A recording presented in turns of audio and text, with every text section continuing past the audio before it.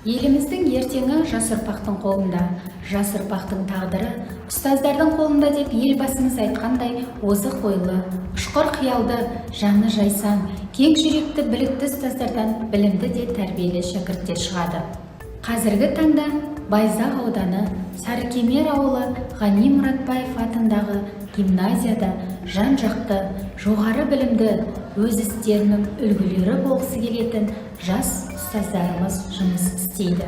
Әрбір жас маман педагогикалық шеберлік пен жаңа технологияларды жетік меңгеріп, заман талабына сай оқытудың қандай тиімді тәсілдерін қолдану керектігін игеріп, күннен күнге дамуда. Ұстаздық жолында жас маманның кәсіби тұрғыда қалыптасуы әуелі еңбек пен тынымсыз ізденісті талап етеді.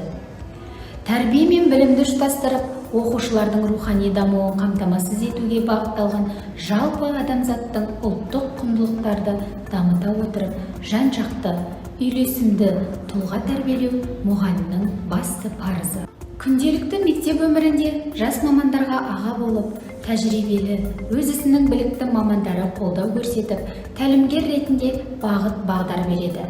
Жас мамандардың қарым-қатынастағы біліктілігін арттыру, психоэмоционалдық күйін реттеудегі тиімді тәсілдердің бірі тренинг өткізу.